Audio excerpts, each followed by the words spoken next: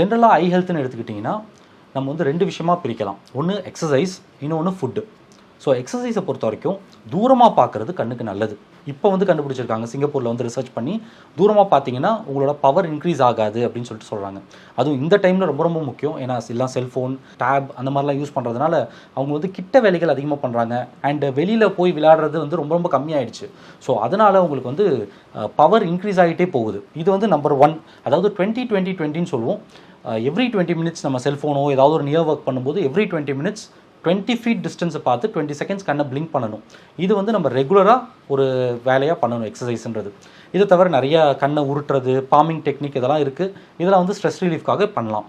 But food பார்த்தீங்கன்னா நம்மளுக்கு மெயினாக vitamin A, vitamin C, vitamin E இது 3 வந்து ஆன்டி ஆக்சிடென்ட்ஸ் சொல்லுவோம். அது கண்ணுக்கு ரொம்ப நல்லது. இதை தவிர லூட்டின், ஜியாசாந்தின் இந்த மாதிரிலாம் சொல்லுவோம். இதெல்லாம் வந்து காய்கறிகளில் நிறையா இருக்கும்.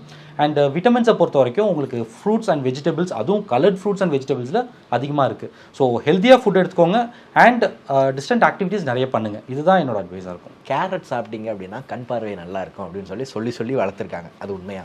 கேரட்டை பொறுத்த வரைக்கும் கேரட்டில் வந்து விட்டமின் ஏ இருக்குது. அண்ட் விட்டமின் ஏ வந்து ரொம்ப ரொம்ப இம்பார்ட்டண்ட்.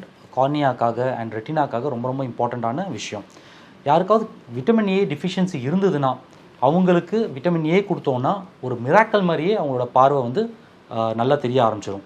பட் ஆல்ரெடி அவங்களுக்கு விட்டமின் ஏ டிஃபிஷியன்சி இல்லை, எக்ஸ்ட்ரா கேரட் சாப்பிட்றதுனால எக்ஸ்ட்ரா பெனிஃபிட்ஸ் எதுவும் கிடையாது. பட் ரெகுலராக நம்ம எடுக்கும்போது, டயட்டில் எடுக்கும்போது it will definitely protect our eyes. நிறைய குழந்தைகளுக்கு ரொம்ப சின்ன வயசுலேயே வந்து கண்ணாடி போடுறது அப்படிங்கிறது வந்து வந்துடுது.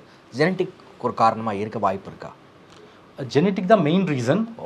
அண்ட் அதை தவிர வந்து கிட்ட வேலைகள் அதிகமாக பண்ண செல்ஃபோன்ஸ் அதிகமாக பார்க்க பவர் இன்க்ரீஸ் ஆகிட்டு இருக்குன்னு சொல்லிட்டு இப்போ ப்ரூவ் பண்ணியிருக்கோம்.